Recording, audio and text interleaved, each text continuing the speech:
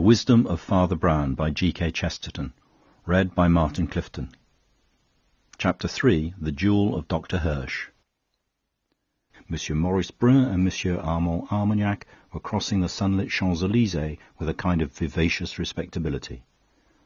They were both short, brisk, and bold.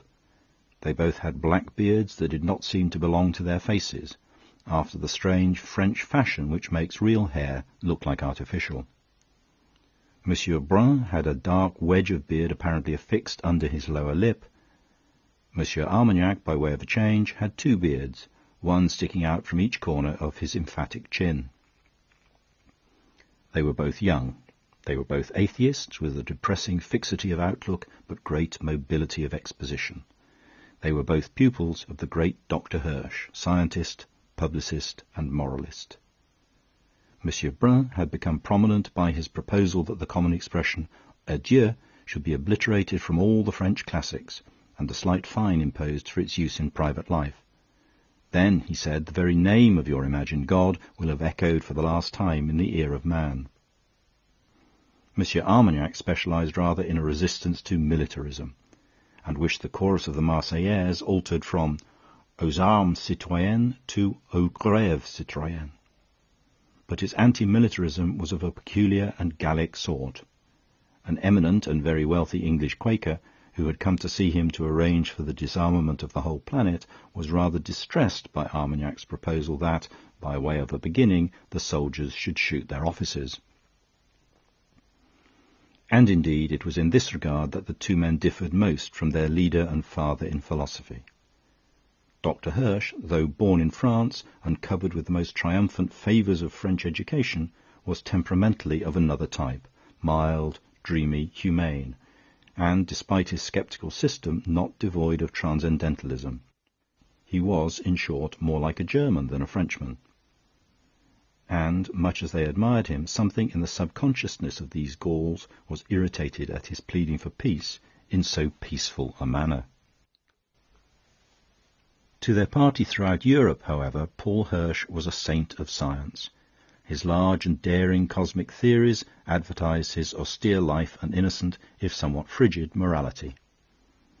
He held something of the position of Darwin, doubled with the position of Tolstoy. But he was neither an anarchist nor an anti-patriot. His views on disarmament were moderate and evolutionary. The Republican government put considerable confidence in as to various chemical improvements. He had lately even discovered a noiseless explosive, the secret of which the government was carefully guarding.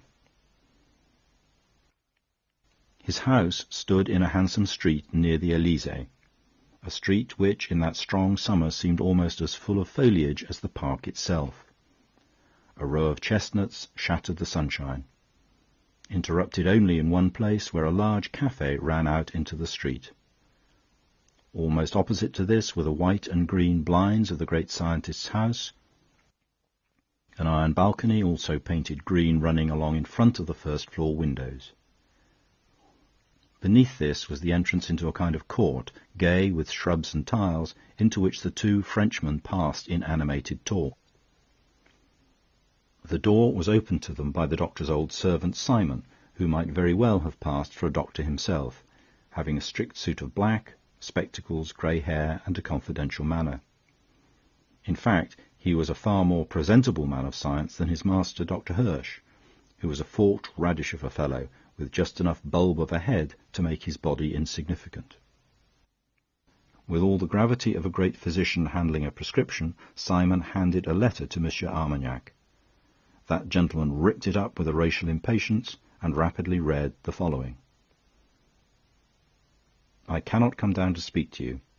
There is a man in this house whom I refuse to meet. He is a chauvinist officer, Duboche. He is sitting on the stairs. He has been kicking the furniture about in all the other rooms. I have locked myself in my study, opposite that café. If you love me, go over to the café and wait at one of the tables outside. I will try to send him over to you. I want you to answer him and deal with him. I cannot meet him myself. I cannot. I will not.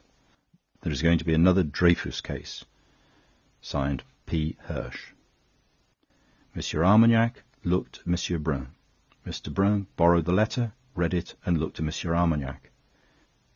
Then both betook themselves briskly to one of the little tables under the chestnuts opposite, where they procured 2 tall glasses of horrible green absinthe, which they could drink apparently in any weather and at any time.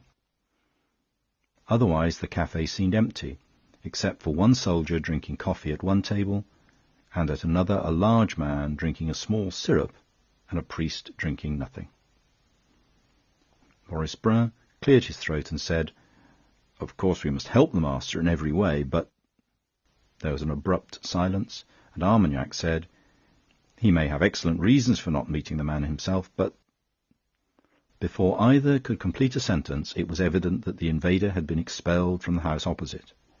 The shrubs under the archway swayed and burst apart as that unwelcome guest was shot out of them like a cannonball.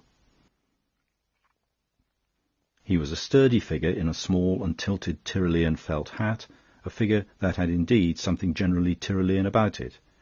The man's shoulders were big and broad, but his legs were neat and active in knee breeches and knitted stockings. His face was brown like a nut. He had very bright and restless brown eyes. His dark hair was brushed back stiffly in front and cropped close behind, outlining a square and powerful skull. And he had a huge black moustache like the horns of a bison. Such a substantial head is generally based on a bull neck, but this was hidden by a big coloured scarf, swathed round up the man's ears and falling in front inside his jacket like a sort of fancy waistcoat. It was a scarf of strong dead colours, dark red, old gold, and purple, probably of oriental fabrication. Altogether the man had something a shade barbaric about him, more like a Hungarian squire than an ordinary French officer. His French, however, was obviously that of a native, and his French patriotism was so impulsive as to be slightly absurd. His first act, when he burst out of the archway, was to call in a clarion voice down the street, "Are there any Frenchmen here?" as if he were calling for Christians in Mecca. Armagnac and Brun instantly stood up, but they were too late. Men were already running from the street corners. There was a small but ever clustering crowd. With the prompt French instinct for the politics of the street, the man with the black moustache had already run across to a corner of the café, sprung on one of the tables, and seizing a branch of chestnut to steady himself, shouted as Camille Desmoulins once shouted when he scattered the oak leaves among the populace. "Frenchmen," he volleyed, "I cannot speak. God help me, that is why I am speaking. The fellows in their filthy parliament who learn to speak also learn to be silent, silent as that spy cowering in the house opposite, silent as he is when I beat on his bedroom door, silent as he is now, though he hears my voice across this street and shakes where he sits. Oh, they can be silent eloquently, the politicians, but the time has come when we that cannot speak must speak. You are betrayed to the Prussians, betrayed at this moment, betrayed by that man. I am Jules Dubosc, Colonel of Artillery, Belfort. We caught a German spy in Vosges yesterday, and a paper was found on him, a paper I hold in my hand. Oh, they tried to hush it up. But I took it direct to the man who wrote it, the man in that house. It is in his hand, it is signed with his initials, it is a direction for finding the secret of this new noiseless powder.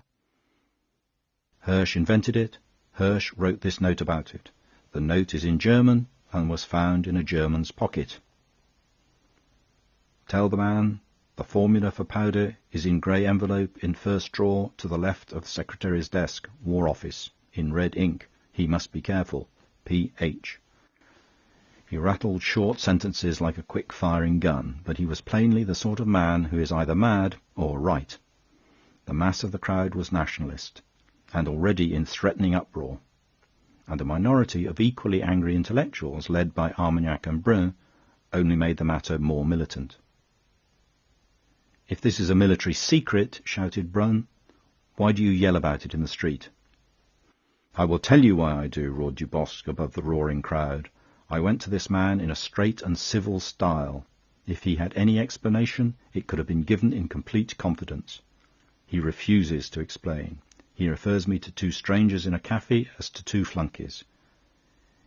He has thrown me out of the house, but I am going back into it with the people of Paris behind me." A shout seemed to shake the very façade of mansions, and 2 stones flew, one breaking a window above the balcony. The indignant colonel plunged once more under the archway, and was heard crying and thundering inside. Every instant the human sea grew wider and wider. It surged up against the rails and steps of the traitor's house. It was already certain that the place would be burst into like the Bastille when the broken French window opened and Dr. Hirsch came out on the balcony. For an instant the fury half turned to laughter, for he was an absurd figure in such a scene. His long, bare neck and sloping shoulders were the shape of a champagne bottle. But that was the only festive thing about him. His coat hung on him as on a peg, he wore his carrot-coloured hair long and weedy, his cheeks and chin were fully fringed with one of those irritating beards that begin far from the mouth.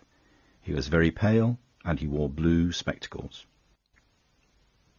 Livid as he was, he spoke with a sort of prim decision, so that the mob fell silent in the middle of his third sentence.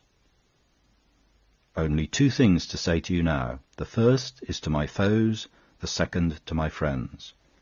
To my foes I say, it is true I will not meet Monsieur Dubosc, though he is storming outside this very room. It is true I have asked for 2 other men to confront him for me, and I will tell you why. Because I will not and must not see him, because it would be against all rules of dignity and honour to see him. Before I am triumphantly cleared before a court, there is another arbitration this gentleman owes me as a gentleman. And in referring him to my seconds, I am strictly—" Armagnac and Brun were waving their hats wildly, and even the doctor's enemies roared applause at this unexpected defiance. Once more a few sentences were inaudible, but they could hear him say, "To my friends, I myself should always prefer weapons purely intellectual, and to these an evolved humanity will certainly confine itself. But our own most precious truth is the fundamental force of matter and heredity. My books are successful, my theories are unrefuted, but I suffer in politics from a prejudice almost physical in the French. I cannot speak like Clemenceau and Déroulède, for their words are like echoes of their pistols. The French ask for a duellist as the English ask for a sportsman. Well, I give my proofs. I will pay this barbaric bribe, and then go back to reason for the rest of my life." 2 men were instantly found in the crowd itself to offer their services to Colonel Dubosc, who came out presently, satisfied. One was the common soldier with the coffee, who said simply, "I will act for you, sir. I am the Duc de Vallon." The other was the big man, whom his friend the priest sought at first to dissuade, and then walked away alone. In the early evening a light dinner was spread at the back of the Café Charlemagne. Though unroofed by any glass or gilt plaster, the guests were nearly all under a delicate and irregular roof of leaves, for the ornamental trees stood so thick around and among the tables as to give something of the dimness and dazzle of a small orchard. At one of the central tables a very stumpy little priest sat in complete solitude and applied himself to a pile of whitebait with the gravest sort of enjoyment. His daily living being very plain, he had a peculiar taste for sudden and isolated luxuries. He was an abstemious epicure. He did not lift his eyes from his plate, round which red pepper, lemons, brown bread and butter, etc., were rigidly ranked, until a tall shadow fell across the table, and his friend Flambeau sat down opposite. Flambeau was gloomy. "I'm afraid I must chuck this business," he said heavily. "I'm all on the side of the French soldiers like Dubosc, and I'm all against the French atheists like Hirsch, but it seems to me in this case we've made a mistake. The Duke and I thought it as well to investigate the charge, and I must say I'm glad we did." "Is the paper a forgery, then?" asked the priest. "That's just the odd thing," replied Flambeau. "It's exactly like Hirsch's writing, and nobody can point out any mistake in it. But it wasn't written by Hirsch. If he's a French patriot, he didn't write it because it gives information to Germany. And if he's a German spy, he didn't write it, well, because it doesn't give information to Germany. "You mean the information is wrong?" asked Father Brown. "Wrong," replied the other, "and wrong exactly where Dr. Hirsch would have been right. About the hiding place of his own secret formula in his own official department. By favour of Hirsch and the authorities, the Duke and I have actually been allowed to inspect the secret drawer at the War Office where the Hirsch formula is kept. We are the only people who have ever known it, except the inventor himself and the Minister for War. But the Minister permitted it to save Hirsch from fighting. After that, we really can't support Deboche if his revelation is a mare's nest." "And it is?" asked Father Brown. "It is," said his friend gloomily. "It is a clumsy forgery by somebody who knew nothing of the real hiding place. It says the paper is in the cupboard on the right of the secretary's desk. As a fact, the cupboard with the secret drawer is some way to the left of the desk. It says the grey envelope contains a long document written in red ink. It isn't written in red ink, but in ordinary black ink. It is manifestly absurd to say that Hirsch can have made a mistake about a paper that nobody knew of but himself, or can have tried to help a foreign thief by telling him to fumble in the wrong drawer. I think we must chuck it up and apologise to old Carrots." Father Brown seemed to cogitate.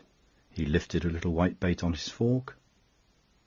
"You're sure the grey envelope was in the left cupboard?" he asked. "Positive," replied Flambeau.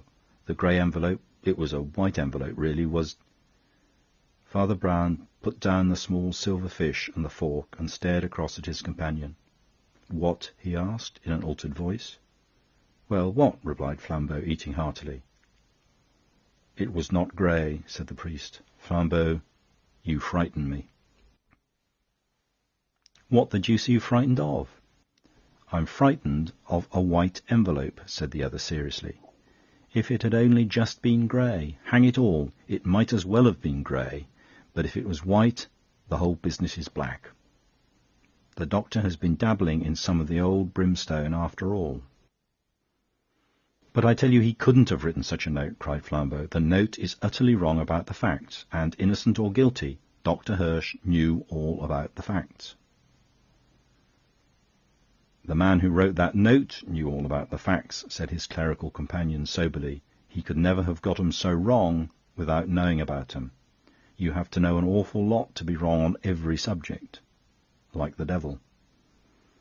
"Do you mean—" "I mean a man telling lies on chance would have told some of the truth," said his friend firmly. "Suppose someone sent you to find a house with a green door and a blue blind, with a front garden but no back garden, with a dog but no cat, and where they drank coffee but not tea. You would say, if you found no such house, that it was all made up. But I say no. I say if you found a house where the door was blue and the blind green, where there was a back garden and no front garden, where cats were common and dogs instantly shot, where tea was drunk in quarts and coffee forbidden, then you would know that you had found the house. The man must have known that particular house to be so accurately inaccurate." "But what could it mean?" demanded the diner opposite. "I can't conceive," said Brown. "I don't understand this Hirsch affair at all. As long as it was only the left drawer instead of the right, and red ink instead of black, I thought it must be the chance blunders of a forger, as you say. But 3 is a mystical number. It finishes things. It finishes this, that the direction about the drawer, the colour of the ink, the colour of the envelope, should none of them be right by accident, that can't be a coincidence. It wasn't." "What was it then? Treason?" asked Flambeau, resuming his dinner. "I don't know that either," answered Brown with a face of blank bewilderment. "The only thing I can think of— Well, I never understood the Dreyfus case. I can always grasp moral evidence easier than the other sorts. I go by a man's eyes and voice, don't you know, and whether his family seems happy and by what subjects he chooses and avoids. Well, I was puzzled in the Dreyfus case, not by the horrible things imputed both ways. I know, though it's not modern to say so, that human nature in the highest places is still capable of being Cenci or Borgia. No, what puzzled me was the sincerity of both parties. I don't mean the political parties. The rank and file are always roughly honest and often duped. I mean the persons of the play. I mean the conspirators, if they were conspirators. I mean the traitor, if he was a traitor. I mean the men who must have known the truth. Now Dreyfus went on like a man who knew he was a wronged man. Yet the French statesmen and soldiers went on as if they knew he wasn't a wrong man, but simply a wrong 'un. I don't mean they behaved well, I mean they behaved as if they were sure. I can't describe these things, I know what I mean. I wish I did, said his friend. And what has it to do with old Hirsch? Suppose a person in a position of trust, went on the priest, began to give the enemy information because it was false information. Suppose he even thought he was saving his country by misleading the foreigner. Suppose this brought him into spy circles, and little loans were made to him and little ties tied on to him.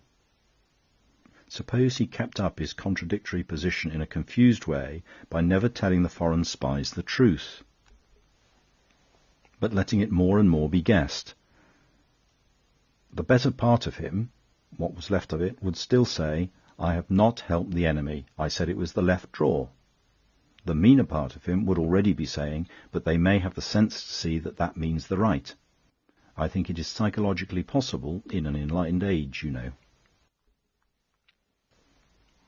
It may be psychologically possible, answered Flambeau, and it certainly would explain Dreyfus being certain he was wronged and his judges being sure he was guilty, but it won't wash historically, because Dreyfus' document, if it was his document, was literally correct. I wasn't thinking of Dreyfus, said Father Brown.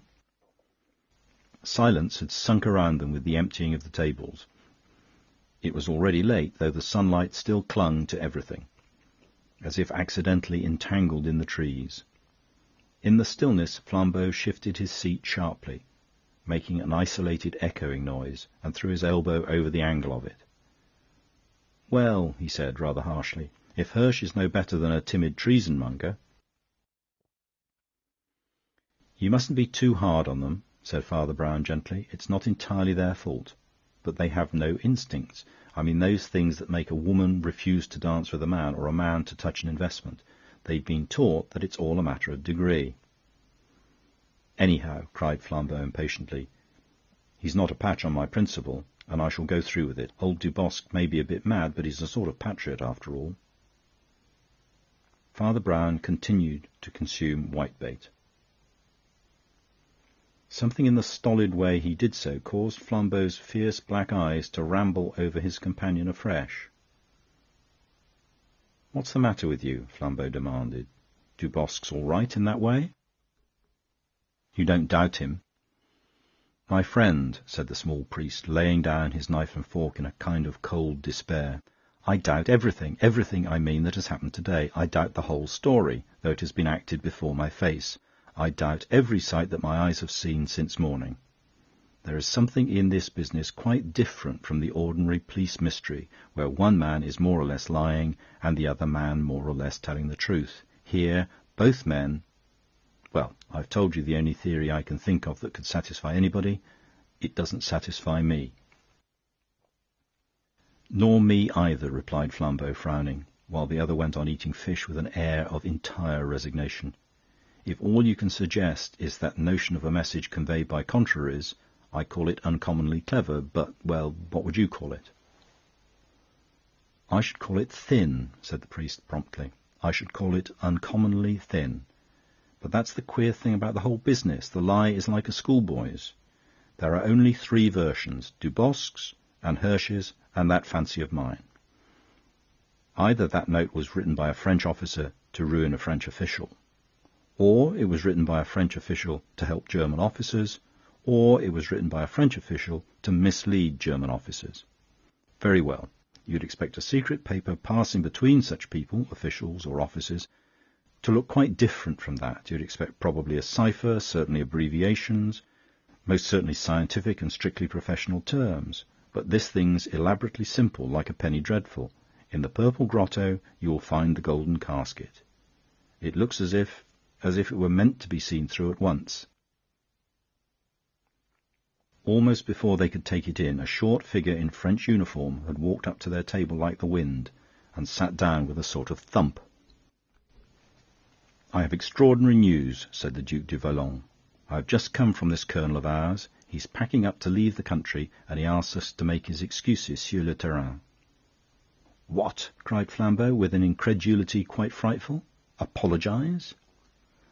"Yes," said the Duke gruffly, "then and there, before everybody, when the swords are drawn. And you and I have to do it while he is leaving the country." "But what can this mean?" cried Flambeau. "He can't be afraid of that little Hirsch. Confound it," he cried, in a kind of rational rage. "Nobody could be afraid of Hirsch." "I believe it's some plot," snapped Verloyn, "some plot of the Jews and Freemasons.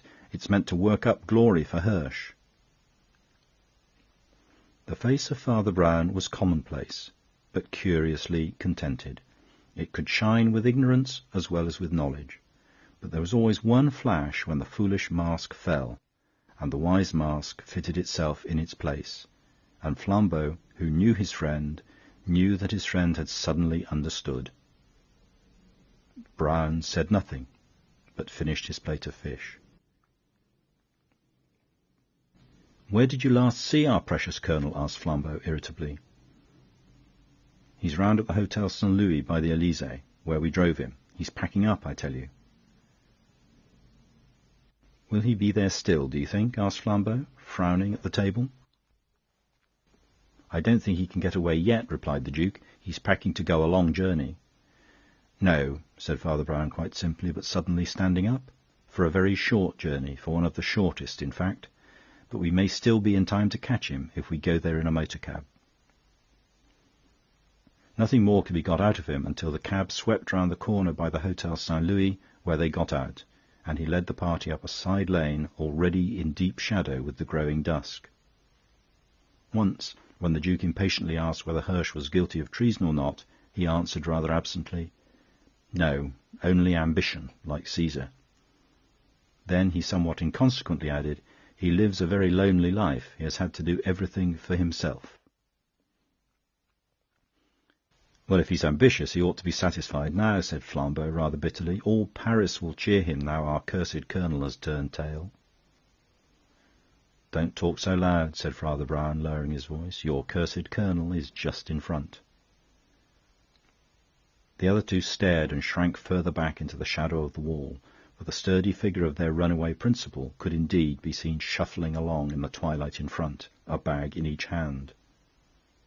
He looked much the same as when they first saw him, except that he had changed his picturesque mountaineering knickers for a conventional pair of trousers. It was clear he was already escaping from the hotel. The lane down which they followed him was one of those that seemed to be at the back of things and looked like the wrong side of stage scenery. A colourless, continuous wall ran down one flank of it, interrupted at intervals by dull-hued and dirt-stained doors, all shut fast and fearless, save for the chalk scribbles of some passing gamin.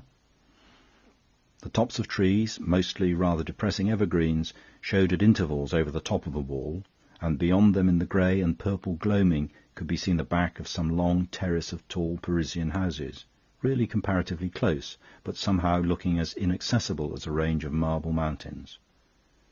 On the other side of the lane rang the high gilt railings of a gloomy park. Flambeau was looking round him in rather a weird way. "Do you know," he said, "there is something about this place that—" "Hullo," called out the Duke sharply. "That fellow's disappeared, vanished like a blasted fairy."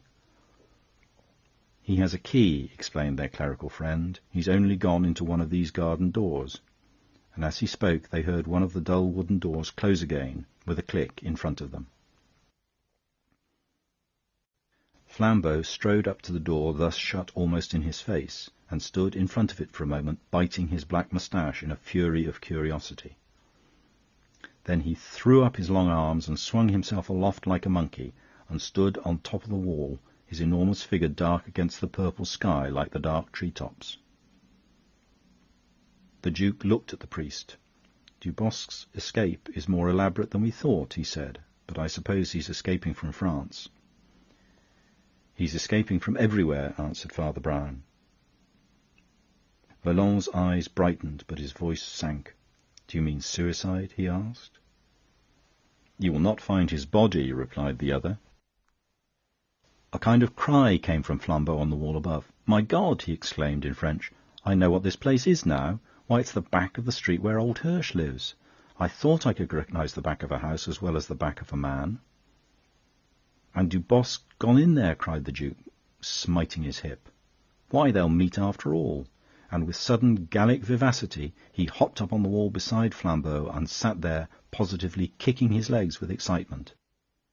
The priest alone remained below, leaning against the wall, with his back to the whole theatre of events, and looking wistfully across to the park palings and the twinkling twilit trees. The Duke, however stimulated, had the instincts of an aristocrat, and desired rather to stare at the house than to spy on it. But Flambeau, who had the instincts of a burglar and a detective, had already swung himself from the wall into the fork of a straggling tree from which he could crawl quite close to the only illuminated window in the back of the high, dark house. A red blind had been pulled down over the light, but pulled crookedly, so that it gaped on one side, and by risking his neck along a branch that looked as treacherous as a twig, Flambeau could just see Colonel Dubosc walking about in a brilliantly lighted and luxurious bedroom. But close as Flambeau was to the house, he heard the words of his colleague by the wall, and repeated them in a low voice. Yes, they will meet now, after all. "They will never meet," said Father Brown. "Hirsch was right when he said that in such an affair the principals must not meet. Have you read a queer psychological story by Henry James of two persons who so perpetually missed meeting each other by accident that they began to feel quite frightened of each other, and to think it was fate? This is something of the kind, but more curious. There are people in Paris who will cure them of such morbid fancies," said Vallon vindictively. "They will jolly well have to meet if we capture them and force them to fight." "They will not meet on the day of judgment," said the priest. "If God Almighty held the truncheon of the lists, if St. Michael blew the trumpet for the swords to cross, even then, if one of them stood ready, the other would not come." "Oh, what does all this mysticism mean?" cried the Duc de Vallon impatiently. "Why on earth shouldn't they meet like other people?" "They are the opposite of each other," said Father Brown, with a queer kind of smile. "They contradict each other. They cancel out, so to speak." He continued to gaze at the darkening trees opposite, but Vallon turned his head sharply at a suppressed exclamation from Flambeau.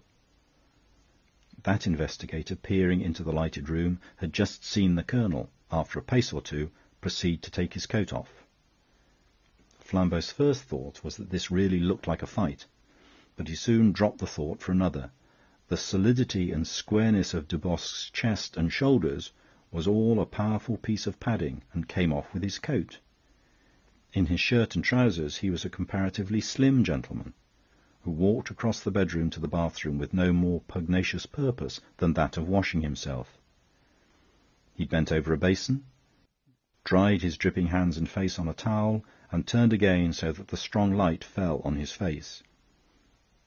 His brown complexion had gone, his big black moustache had gone, he was clean-shaven and very pale.